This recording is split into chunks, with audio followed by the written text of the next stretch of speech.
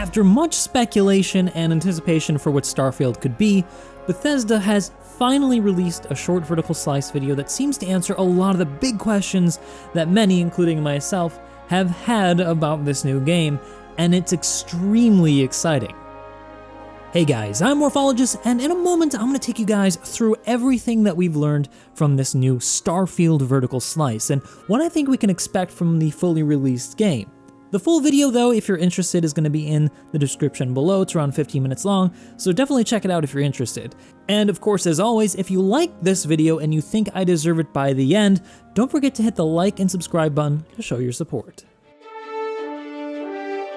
So it looks like Starfield will feature a highly detailed universe of over 100 star systems containing over 1,000 explorable planets, which is far more than I ever expected. And this will all play host in typical Bethesda fashion to a single-player story that centers around an exploration faction that seeks to find the answers to a mystery that you'll learn about through your exploits. And like other Bethesda games, there will be many factions in the universe that you'll encounter, some hostile and some friendly, that you'll be able to do missions for, building reputation and earning rewards, and probably giving you more ways to complete the main storyline, and possibly affecting the outcome of the story as a whole. And like other earlier Bethesda titles, such as Fallout and Skyrim, players will be able to decide what they look like through a robust character customization system. And it looks to be on the same engine as their earlier games, so some of it will look a little bit similar to what you've probably seen in Fallout 76, albeit at a far more detailed and modern level. But still, the characters look very Bethesda. I don't know how to describe it, but Bethesda game characters all have this particular look that they share in common. Like, I could pick out a Bethesda game character out of a line of characters from different games. I don't know, maybe you guys see what I'm seeing here too. Starfield also looks to adopt a skill-based system for players where actions will lead to skill experience increases, unlocking new abilities, though this wasn't explored too much in the video. However, much of this is already on par with what we've come to expect from Bethesda games, at least the good ones. A big open world with a story and a skill-based progression system. Perhaps though, the biggest question that many of us have had, including myself, is how immersive the experience will actually be. Are they going to go the full extra mile and make the interiors of ships actually explorable, and will we be able to fly the ships ourselves, or will we have to use an on-rails system like other games? Well, it looks like Starfield is going for the fully realized spaceship interior route, and that is amazing, which are also fully modular that we can customize through a ship customization system. Now, it's not like Star Citizen where the ships are really sleek and very contemporary. It's much more akin to something like the more immediate future of modern times kind of technology. So it looks like something that NASA could build in the next 50 years. But still, it's really cool that we can change the look of the ship and the color of the ship to whatever we want. And I'm sure this is going to play into things like crafting and the story, so I'm excited to see where this goes. It also looks like we'll be able to recruit NPCs to man our ships, but there are no specifics right now about what they're necessarily going to do. Presumably they're going to help us maintain the ships and maybe man some guns, and probably perform some gameplay functions like research or just other stuff like what we've had in games like Fallout 76. Excitingly, the demo also confirmed that ships will indeed be flyable. They showed some space combat where we encountered a pirate faction that seems to be the main antagonist of the storyline that we have to fight in space. The explosions look really cool, and the way that you fly your ship also looks really interesting. There was some third-person footage shown. I'm not sure if that's the way that we're going to actually experience it, or if it's just for the demo itself. I do hope that we get some third-person view, because it is just a lot more cinematic and exciting, though I understand why a lot of people might just want to see it from the cockpit to have that full immersion effect. It also looks like we'll be able to possibly dock with other ships, although it was only shown very, very briefly, so we don't know if it's going to be with any ship. It might just be for hero locations. And it was also briefly shown that we will have some zero-G encounters that will involve combat, which is also really exciting. So it does look like we're going to have some space FPS combat in addition to space ship combat. However, while it was answered that we will be able to fly our ship in space, what was notably missing in the demo was any footage of us flying in atmosphere in the cockpit, or how we transition from space to ground and vice versa. It was confirmed in the video though that we'll be able to land anywhere we want. However, what they showed us during that segment was a picture of a planet that we can turn around and select points to go to, presumably. So it may be that you have to click to decide where you want to go and that there will be a cutscene for the transition. Well, it is somewhat disappointing that it's not that immersive in this area potentially. Ultimately, so long as the game is fun and these transitions are immersive, I don't think it's going to be too much of a deal breaker. Only time will tell though as we see a bit more gameplay footage. It could just be that they didn't show it or it's not ready for the demo.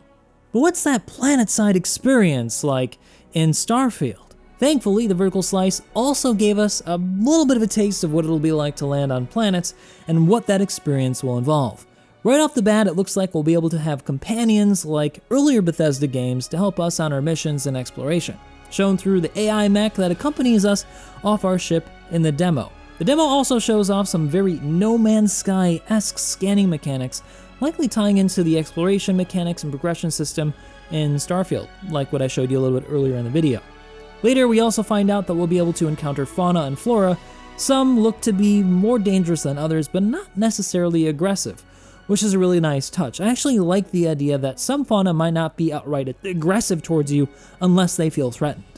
And just like No Man's Sky once again, resource collection also seems to be a thing, tying into a crafting system that allows you to customize and build weapons.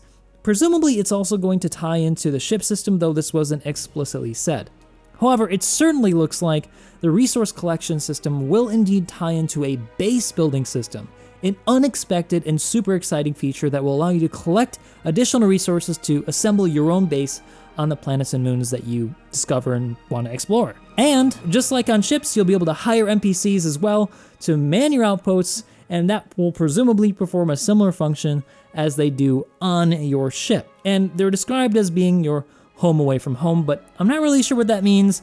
We'll just have to find out more as we get more information on the game in the future. Still, it's really cool looking, and I'm really excited for this feature as well. Later on in the demo, we also get to see how we might find abandoned structures on planets that contain enemies like humans or even nasty aliens, which we might have to fight. The demo shows off a really well-detailed interior space with some pretty okay combat. Combat really isn't the focus of this game though, so I'm not really going to peg it down too much for that, but I do hope that there's a little bit more variety on launch to spice things up. Again, I'm not going to spend too much time criticizing them for this. I know this is earlier footage, so it's probably going to change before it goes to live. One thing that was shown though that was really cool from this demo was the way that reinforcements can come down from space in a ship, which adds just another level of exciting immersion to the experience. I'm really excited to see how this works in other missions. In the same area, looting was also shown, featuring Starfield's own version of lockpicking a la Fallout, and honestly, I hope that this version isn't quite so annoying as it was in Fallout to fiddle with, because I really sucked at that. We'll just have to see. Of all of this though, what really has impressed me the most is the unexpected variety of different, highly detailed locations the game seems to feature. Not only do the planets and moons look to be graphically on par with the best in the industry, Star Citizen, at least on the ground level, but it also looks like they've got an equal variety of highly detailed outposts and cities for us to explore. Some look to be on lush utopias, while others are in backwater frontier towns where you're sure to find some seedy saloons slinging questionable moonshine. It all looks like the kind of universe that I've dreamed of. Now, I was really limiting my expectations initially going into this demo, especially with how disappointing Bethesda's games have been as of late. But with what has been shown, I'm really feeling like they've brought back some hype for me. They seem to be going the full extra mile here to make this a serious contender for the best space game ever, taking the very best features from games like No Man's Sky, combining them with the detailed realism of games like Star Citizen, all supported by the time-tested mechanics that made legendary titles like Fallout 4 and Skyrim. However, before things get too out of hand here, I think it's best if expectations are a bit tempered. As good as all of this looks, we've been fooled before by flashy demos from formerly well-trusted and respected studios. Looking at you, Cyberpunk, one would be well advised then to take what's shown as more at face value, and not to speculate too much on what's been shown. We still have yet to learn about if there are any multiplayer features, about how we will transition from star system to star system, and whether or not we can actually fly through planetary atmospheres, or whether or not planetary landings will be seamless. And as many clips as we've seen from the different planets and places we can explore, we may discover on the release of this game that much of what's explorable is barren and unremarkable, and similar to one another with lackluster planetary creation systems. The fact is that much of this is stuff that we just won't know until we have more information, and perhaps the only way for us to really know for sure is to get our hands on it and play it, which is something we won't be able to do until at least next year in 2023.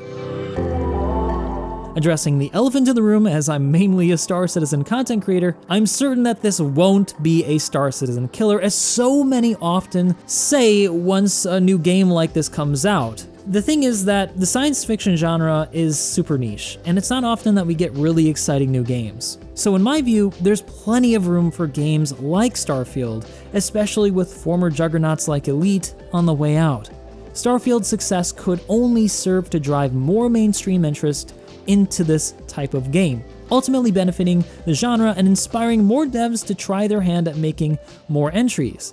And of course, likely all of this will drive more to check out Star Citizen, so it's going to benefit people who love that game anyway. And I also think it's important to look to Bethesda's track record when it comes to how they focus their games. They ultimately like to make really well-crafted single-player experiences with a multiplayer experience eventually tacked on. So I don't think we should expect too much in the way of a multiplayer experience in Starfield. So for those of us still looking for that vast, super detailed, open-world immersive space MMO to play with our friends, it probably will still only be Star Citizen that we can look to, at least for the foreseeable future. Still, with tempered expectations for Starfield, I'm really hyped, and I'm hoping that Bethesda is going to make a comeback here. But what about you? Talk to me down in the comment section below and let me know your thoughts. Are you excited for Starfield, and how do you feel about its scope and focus? Did you really like this demo? I want to know. Anyway guys, I'm excited to make more videos on this in the future, and I hope you'll join me for those. So, as always, don't forget to hit the like button and subscribe if you thought this was a good video. I'll see you in the next one.